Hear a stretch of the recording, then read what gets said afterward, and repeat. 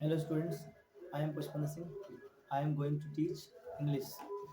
Today we are going to teach रियोड्रिंग। ठीक है, ये हाई स्कूल का टॉपिक है।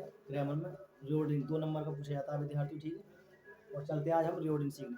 इसका हम एक पार्ट पढ़ चुके हैं। ठीक है, रियोड्रिंग का आप जाके हमारे channel English with PP Singh पर देख सकते हैं। आप जाकर सब्जेक्ट के कितने पार्ट होते हैं, एक बार कितने भाग होते हैं, सब बता रखा है हमने। ठीक है स्टूडेंट्स, उसके बाद में आज सीखेंगे हम कि प्रेडिकेट के कितने भाग होते हैं। ठीक है, तो देखते हैं जरा, आइए विद्यार्थी समझते हैं। टॉपिक अपना रिओर्डरिंग। रिओर्डरिंग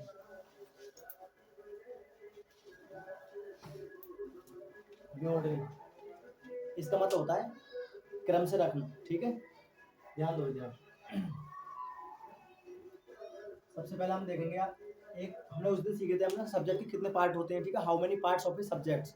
और आज हम सीखने जा रहे हैं कि how many parts of a predicate. एक प्रेडिकेट यानी विधेय के कितने पार्ट्स होते हैं। ठीक है विद्यार्थियों, सीखते हैं जरा।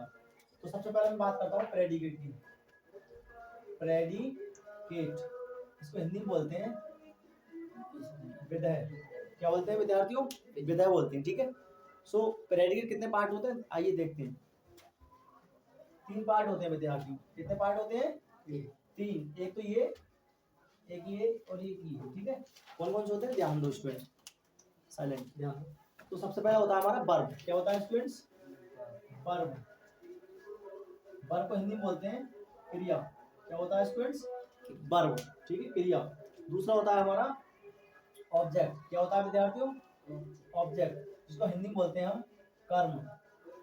तीसरा होता है हमारा कॉम्प्लीमेंट। क्या होता है विद्यार्थियों?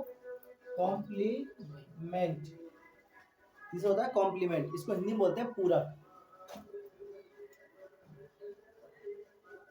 यानी कि इस प्रकार से हमने देख लिया कि प्रेडिकेट के there are 3 parts of a predicate. Number 1 पहला होता है वर्ब, दूसरा होता है ऑब्जेक्ट, तीसरा होता है हमारा कॉम्प्लीमेंट। सबसे पहले हम वर्ब ढूंढेंगे। ठीक है विद्यार्थी, क्या ढूंढोगे आप? वर्ब ढूंढोगे। और वर्ब क्या हो सकती है? या तो हेल्पिंग वर्ब हो सकती है, जैसे कि इज, एम, आर, बाज, वर, हैज, हैव। ठीक है, ये सब देखोगे आप। हेड देखोगे, बिल, सेल, ये सब अगर दिया होगा तो सबसे पहले आप वो उठाओगे। समझ में आ रहा है आपके नहीं?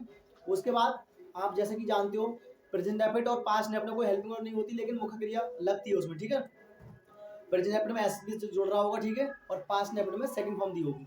ठीक है विद्यार्थियों, पहचानने के लिए तो सबसे पहले आपको पहले क्या ढूंढना है? वर्ब। क्या ढूंढना है विद्यार्थियों? वर्ब। Well done. फिर उसके बाद में दूसरे नंबर का ढूंढना है आपको ऑब्जेक्ट। और ऑब्जेक्ट स्टूडेंट्स कितने प्रकार के होते हैं आपको पता होगी? चलो मैं बताता हूँ। ऑब्जेक्ट्स कितने काइंड्स ऑफ ऑब्जेक्ट्स, तो there are 2 kinds of objects. 2 प्रकार के ऑब्जेक्ट्स होते हैं। नंबर 1 डायरेक्ट ऑब्जेक्ट और एक होता है इनडायरेक्ट ऑब्जेक्ट। ठीक है विद्यार्थियों, कितने प्रकार के ऑब्जेक्ट होते हैं? 2 प्रकार के। नाम बताइएगा। डायरेक्ट ऑब्जेक्ट और दूसरा होता है इनडायरेक्ट ऑब्जेक्ट। ठीक है विद्यार्थियों, इनडायरेक्ट ऑब्जेक्ट जो होता है वो सजीव होता है। कौन सा होता है? सजीव ऑब्जेक्ट। और जो डायरेक्ट ऑब्जेक्ट होता है वो होता है हमारा निर्जीव ऑब्जेक्ट। ठीक है, निर्जीव बोला तो जो चल फिर नहीं सकता है या जिसमें कि जान नहीं होती है। ठीक है नहीं, और दूसरा सजीव वो जो चल फिर सकता है। ठीक है, जैसे मी मानी मैं क्या चल फिर सकता हूँ। हिम मानी बह कौन चल फिर सकता है। इस तरीके से समझ में आ रहा है नहीं?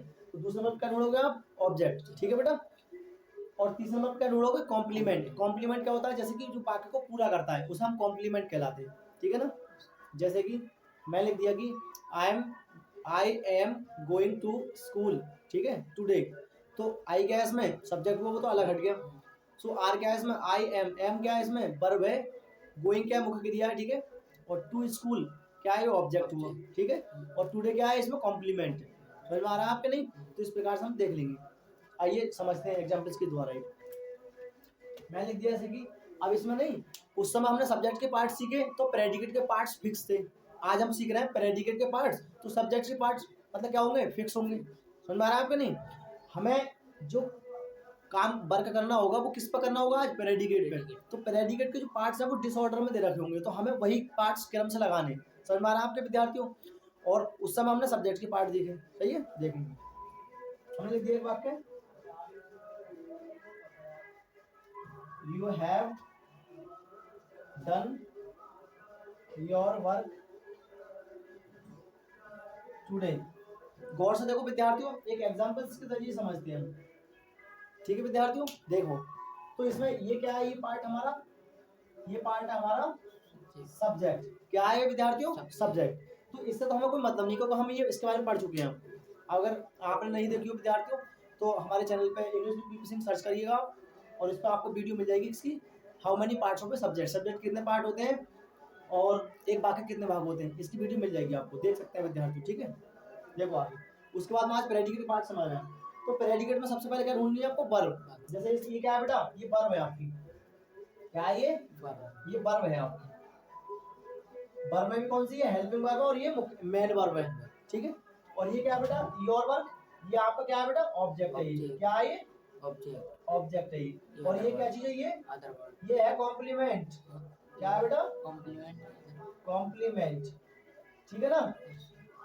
सो हमने ये पार्ट से सीख लिया, प्रेडिकेट कहने की वर्ब होती है, और यहाँ से पूरा क्या कहलाएगा ये स्टूडेंट्स, ये यहाँ से पूरा क्या कहलाएगा, ये प्रेडिकेट। क्या कहलाएगा विद्यार्थियों, प्रेडिकेट। और प्रेडिकेट के पार्ट कितने होते हैं हमने बता दिया आपको, एक तो वर्ब होती है, दूसरा ऑब्जेक्ट होता है, और तीसरा कॉम्प्लीमेंट होता है। I hope you understand well of this tense. ठीक है, सो ध्यान दो। सबसे पहले वर्ब लगा दी, ऑब्जेक्ट लगा दिया और कॉम्प्लीमेंट लगा दिया। अब बात ये आती है गुरुजी, अभी तो ये ऑर्डर में लगा हुआ है, आएगा कैसे, डिसऑर्डर में आएगा। सो डिसऑर्डर कैसा, देखो मैं यहाँ से मिटा रहा हूँ इसको, मैं गड़बड़ कर रहा हूँ, उसके बाद दोबारा लगवाता हूँ। ठीक है ना, जैसे कि ध्यान दो, जैसे कि अभी नोट कर लो। ठीक है, सो विद्यार्थी इससे अगली वीडियो में मिलते हैं। ठीक है, थैंक यू।